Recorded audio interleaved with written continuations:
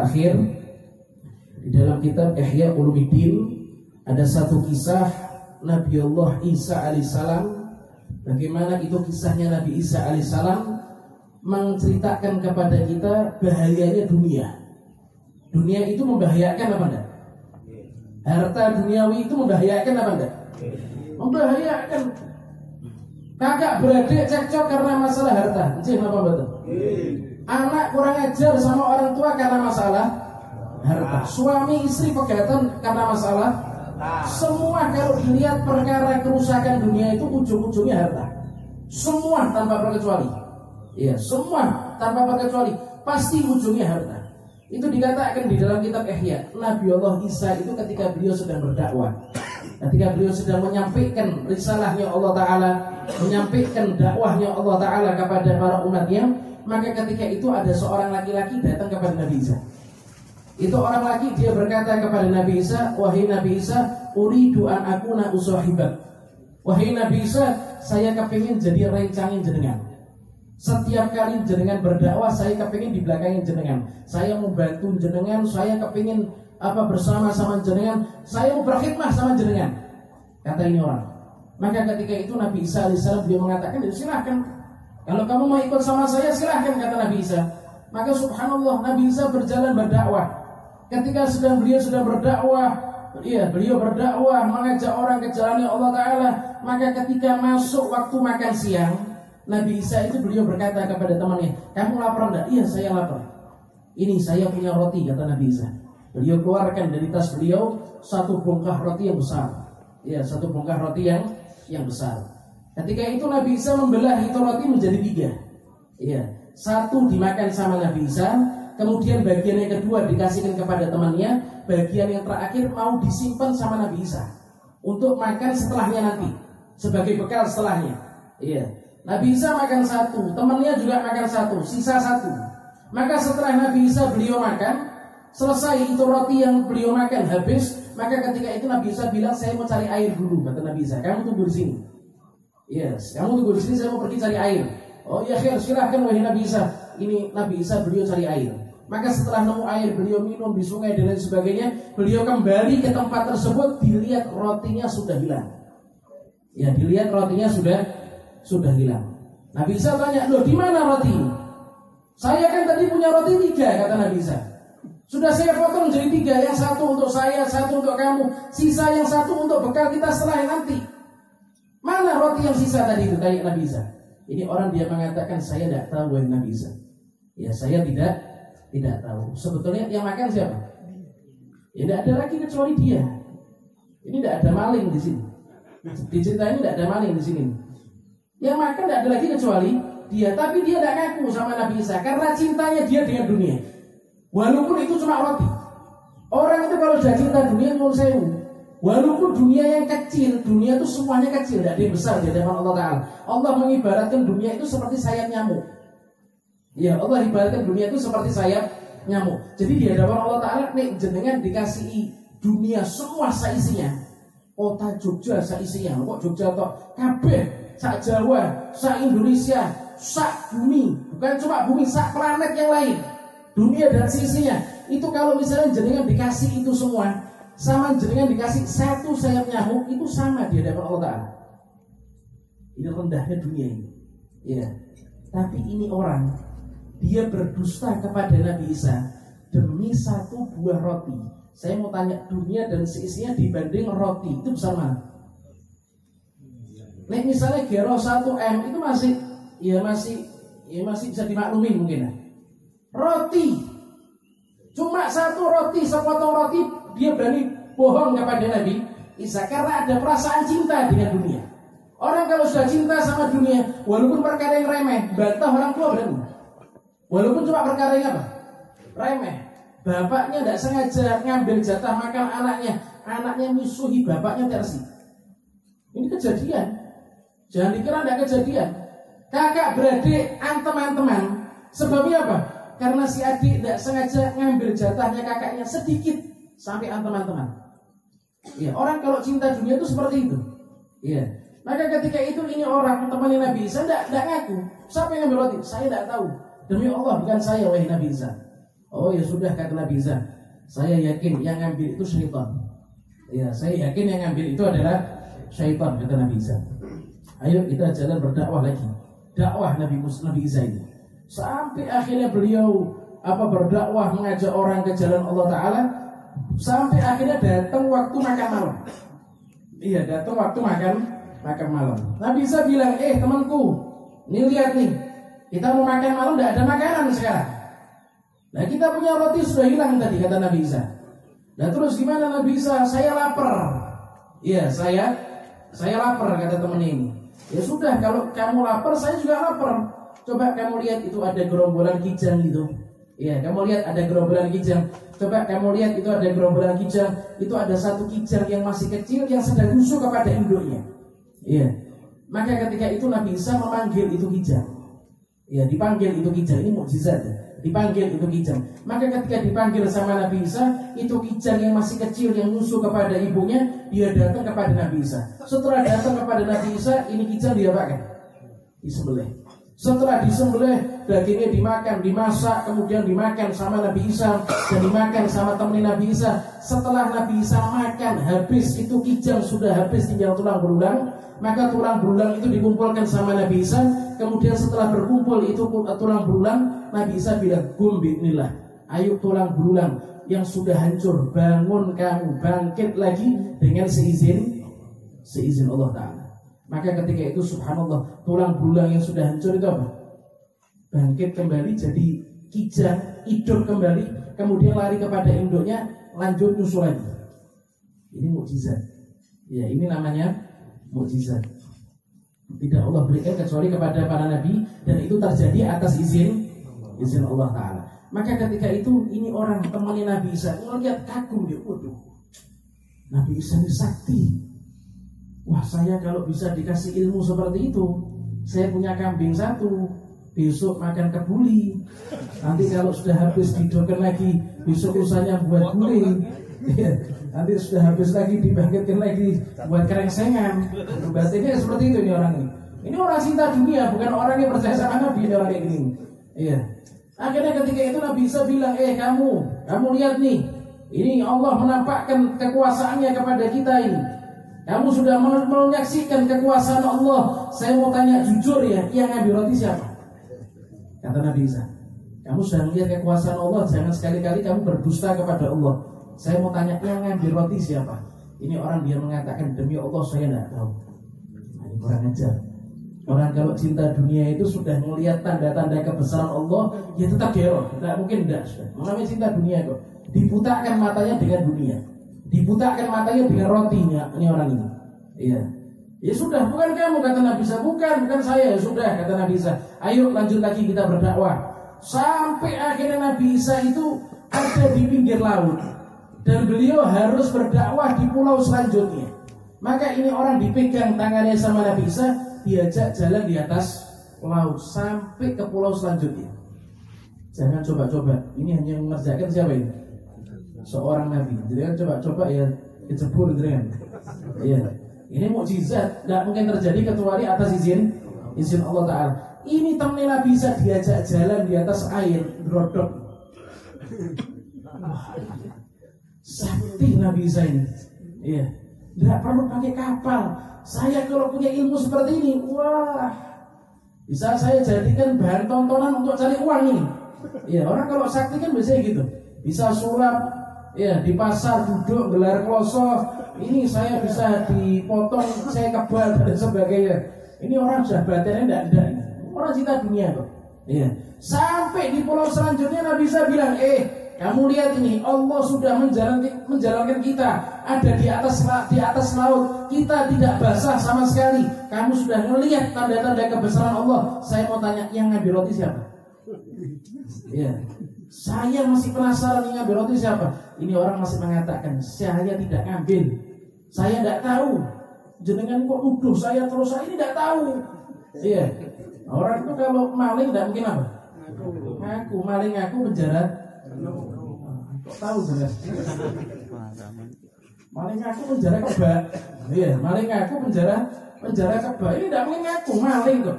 Iya, bukan kamu, bukan. Ya sudah, kata Nabi Isa. Ayo kita lanjut berdakwah lagi. Nabi Isa ini mikir gimana caranya supaya orang ini bisa mengakui kesalahannya. Subhanallah, ketika Nabi Isa sampai ada di Bukit Batu.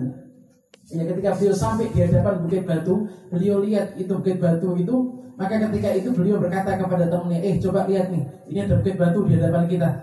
Ini ada nilainya enggak? Ada harganya enggak? Enggak ada batunya, cuma batu kok. Nah, bisa tanya, bagaimana kalau ini misalnya emas? Kira-kira ada nilainya enggak? Waduh, kalau ini emas, iya, ini emas. Kalau ini adalah emas, wahai Nabi Isa. Wah, ya luar biasa nilainya. Ini kira-kira kata Nabi Isa, kalau ini emas besarnya apa tadi? Sak gunung. Iya. Kamu kira-kira kalau dapat seperti itu bagaimana? Wah, ya girang saya. Iya, katanya orang. Ya sudah, kamu duduk sini. Ya, kamu duduk sini jangan kemana-mana. Nabi Isa mendekati kepada bukit itu. Setelah sampai di dekat bukit itu, beliau berkata, kun anta dhahaban bi'nillah. Ayo bukit, wahai bebatuan, wahai gunung, jadilah kamu emas dengan seizin Allah Ta'ala. Ya, jadilah kamu emas dengan seizin Allah Ta'ala. Ketika Nabi Isa mengatakan seperti itu, subhanallah, itu bukit berubah menjadi emas. Jenengan jangan coba-coba deh. Sampai jenengan meninggal ya tetap batu jadi emas. Ini mukjizat. Tidak mungkin terjadi kecuali atas izin Allah Ta'ala. Ini orang yang lihat ada emas seperti itu, gemeternya lebih parah daripada sebelumnya tadi. Wah, ini emas. Ngeces kalau perlunya orang ini. Iya. Saking kepengennya mendapatkan harta seperti itu, sampai dia betul-betul kaget, takjub dengan emas yang besar seperti itu. Maka ketika itu Nabi Isa alaihissalam, beliau membagi itu bongkah emas yang besar menjadi 3 bagian. Iya, dibagi menjadi 3 bagian. Setelah dibagi menjadi 3 bagian, Nabi Isa bilang, temanku, coba lihat nih, emasnya sudah jadi emas sekarang batu ini. Ini bagian yang pertama milik saya. Iya, bagian yang pertama milik saya. Bagian yang kedua tak kasihkan untuk kamu. Wah, kiranya luar biasa. Berkah kumpul sama orang soleh katanya. Ya, berkah kumpul sama orang soleh. Geroi orang soleh ngomongnya berkah kumpul sama orang soleh itu. Iya. Bagian yang pertama milik saya, bagian yang kedua milikmu. Sisa berapa berarti? 1. Nabi Isa bilang, bagian yang ketiga milik yang ngambil roti. Ya, bagian yang ketiga milik yang ngambil roti. Ini kira-kira ngaku atau tidak ngaku? Maling itu kalau sudah kepepet kayak gini, ngaku apa tidak ngaku? Tidak panjang lebar, ini orang bilang, demi Allah saya Nabi Isa. Saya yang ngambil roti itu saya, betul saya, demi Allah saya. Tadi saya itu khilaf. Ya, tadi itu saya khilaf. Ini betul saya jujur, saya yang ngambil roti. Bukan kamu kok. Kan kamu sudah tak tanya berkali, bukan kamu katanya. Iya, tadi kan khilaf Nabi Isa. Kalau sekarang saya jujur demi Allah, sumpah dah, kalau perlu kesambil dedek. Benar saya itu sudah. Oh kamu, kenapa kok kamu tidak ngaku dari tadi? Ya ini orang cuma senyum-senyum saja. Ya sudah, kalau begitu bagian saya tak kasihkan kepada kamu juga sudah. Jadi kamu punya 3 bagian sekarang. Wah, sujud syukur nih orang. Iya, ini sujud syukur, senang dia. Berkahnya kumpul sama orang soleh jadi kaya raya. Subhanallah. Akhirnya Nabi Isa beliau pergi ninggalkan ini orang. Tersisa ini orang sama emas yang besar. Iya, sama emas yang besar. Ini orang akhirnya bingung. Orang itu kalau sudah kaya, jangan dikira nikmat hidupnya. Orang itu kalau banyak harta, jangan dikira nikmat hidupnya, tambah susah. Jenengan tidak punya harta sama jenengan punya harta, susah mana? Jenengan punya harta sama jenengan tidak punya harta, susah mana itu? Apa? Tidak pernah tahu. Susah punya harta, jenengan jangan terobsesi jadi orang kaya raya. Jadi orang kaya itu udah enak, susah, payah sudah. Wes di dunia susah, di akhirat lebih susah orang kaya itu. Hisabnya lebih panjang, kaya kok, banyak dihisab berarti. Ini orang setelah jadi orang kaya mendadak, dia bingung, stres dia. Ini emas saat gini mau dibawa pulang pakai apa? Ya emas besarnya kayak gini, ini mau dibawa pulang pakai apa ini? Saya mau bawa sak perongkol-perongkol tak kantongi pulang, terus datang lagi balik lagi sak perongkol dikantongi pulang. Ya sampai mati tidak ambil ini. Bingung dia, stres dia. Akhirnya subhanallah ketika dia mikirkan berhari-hari ada di situ, stres pikirkan bagaimana caranya. Subhanallah, Allah ngutus ada 2 perampok. Ya, Allah ngutus ada 2 perampok. 2 perampok kakak beradik. Ya, 2 perampok kakak beradik. Lewat di emas yang besar tadi itu. Ini perampok melihat emas kayak gitu kaget loh. Ini emas deh, kata kakak ini. Iya mas, ini emas ini. Wah besar sekali ini. Kita kalau punya ini kaya raya, bukan 7 turunan sampai yaumul kiamat kalau perlu. Kaya raya bisa kita ini. Ayo kak kita rampok aja ini mas. Loh punyanya siapa? Ya pasti punya orang yang sedang duduk termenung gitu, yang stres ini. Iya. Kita rampok saja sudah. Akhirnya subhanallah 2 perampok ini apa? Rampok orang ini temannya Nabi Isa tadi itu. Iya dirampok. Kamu yang punya emas, serahkan emas kamu. Lu serahkan gimana? Ngangkat aja tidak bisa saya. Iya. Loh ini kalian siapa? Tanya teman Nabi Isa ini. Kami ini mau ngerampok ini. Iya. Ini teman Nabi Isa bilang, ada apa ngerampok? Saya ridho rela tak bagi emas untuk jenengan juga. Saya ridho, saya rela. Ini emas kita bagi bersama-sama. Tidak usah rampok-rampokan sudah. Loh ini masa gede-gedenya gini, bingung mau bawanya pakai apa? Mau dirampok semua untuk kamu. Kamu juga bakal bingung bawanya. Kata teman Nabi Zain, oh sudah, kata 2 kakak beradik ini, wes kita boloan aja lah sekarang. Kita sama-sama yang memiliki emas. Akhirnya yang punya emas jadi 3 orang. 2 perampok sama temennya Nabi Isa. 3 orang ini stres akhirnya. Orang kalau kaya raya itu jadi kira nikmat tambah stres. 3 orang ini stres dan bisa tidur mikir gimana caranya bawa emas ini. Walaupun sudah dibagi menjadi 3, ya tetap bawa ini tetap tidak bisa. Saking besar bukit kok, jangan bayangkan bukit emas ini. Akhirnya 3 orang ini musyawarah. Iya, dia ngadain musyawarah kecil-kecilan. Gimana caranya bawa emas ke rumah masing-masing ini? Iya, akhirnya adik ini nyeletuk, ya. Terus terang, adik ini kalau lapar tidak bisa mikir. Iya, adik ini kalau lapar tidak bisa mikir. Ini adik lapar, kakak tidak lapar, dia lapar. Kamu lapar gak kamu yang punya temen Nabi Isa? Lapar juga. Ya sudah, saya tak ke pasar beli roti. Ya, saya tak ke pasar beli roti kata si adik ini. Nanti kalau sudah kita makan, kita kenyang, lanjutkan musyawarahnya nanti. Ya, insya Allah bakal ketemu kalau sudah kenyang. Akhirnya si adik dia bangun ke pasar beli roti. Sampai di penjual roti, adik ini dibisiki setan artinya. Ini seringkali orang kayak gitu seringkali tiba-tiba nemu ide. Iya, ada lampu nyalain. Ya tiba-tiba nemu ide. Ide itu dari setan. Kecuali kalau ide yang baik itu taufik atau hidayah dari Allah Taala. Ide jelek tiba-tiba nemu idenya adik ini. Adik batin dalam hati. Saya ini kok bodoh ya. Pergi ke pasar disuruh untuk beli roti kok saya bodoh. Coba kalau beli roti, coba kalau misalnya saya beli roti tak kasih racun, kakakku makan, itu temanku yang baru juga makan, mereka semua mati. Akhirnya emas sak bukit jadi milik saya. Iya, ide cemerlang ini. Iya, tambah kaya raya saya ini, kata si adik ini.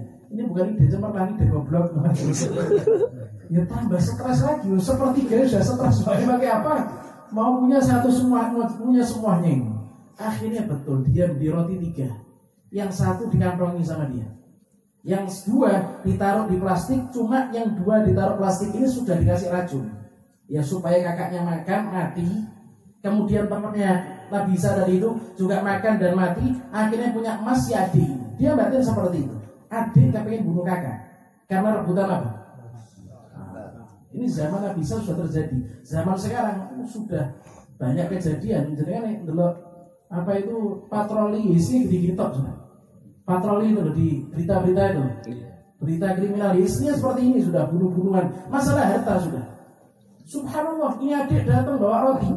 Lah sebelum adik ini datang bawa roti, setan sudah bisi 2 orang yang jaga masa itu. Si kakak sama teman Nabi Isa. Nemu ide juga.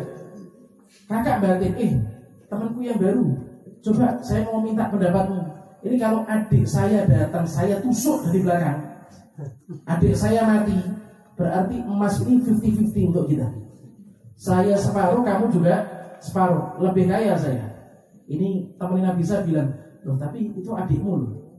Kalau kamu bunuh itu adik kamu. Tidak apa, yang penting dapat emas. Nah ini orang, kalau sudah cinta dunia seperti ini. Akhirnya betul, ya sudah tidak apa, laksanakan sudah. Biar kita tambah kaya, kata teman Nabi Isa. Subhanallah, adik datang, dia bawa plastik isinya roti. Dari belakang kakaknya nusuk ini adik, ditusuk ini adik sama kakaknya. Setelah ditusuk ini adik sama kakaknya, adik jatuh tersungkur mati meninggal dunia. Setelah adik jatuh tersungkur mati meninggal dunia, dua orang ini kira, wah 50-50 kita. Iya, pesta kita, jadi orang kaya kita, lebih kaya kita. Kata si kakak ini, wah nikmat, ya nikmat kata teman Nabi saya ini. Ayo yuk kita rayakan kekayaan kita. Kita kan lapar, makan roti bareng-bareng yuk. Kita kata teman Nabi Isa. Ayo kita makan, sudah lapar kita. Ayo kita rayakan kemenangan kita ini. Akhirnya dimakan itu roti. Tidak tahu kalau rotinya ada racun. Kakak makan, teman Nabi Isa juga makan. Setelah makan, yuk kelenger. Baru kelenger ya mati sudah, keluar busanya, mati dalam keadaan keracunan. Setelah mati, yang punya roti tinggal berapa? Yang punya emas tinggal berapa? Punya berapa? Yang punya emas ini tinggal berapa ini? Habis. Mati, adik mati tertusuk, kakak dan teman Nabi Isa mati keracunan. Selang berapa saat Nabi Isa lewat bersama dengan pengikutnya, beliau mengatakan, hadi dunia fahdaruha. Saya tahu, ini orang kata Nabi Isa, ini teman saya, cuma etok-etokan tadi. Pura-puraan saja jadi teman saya ini. Dia orang yang cinta dengan dunia.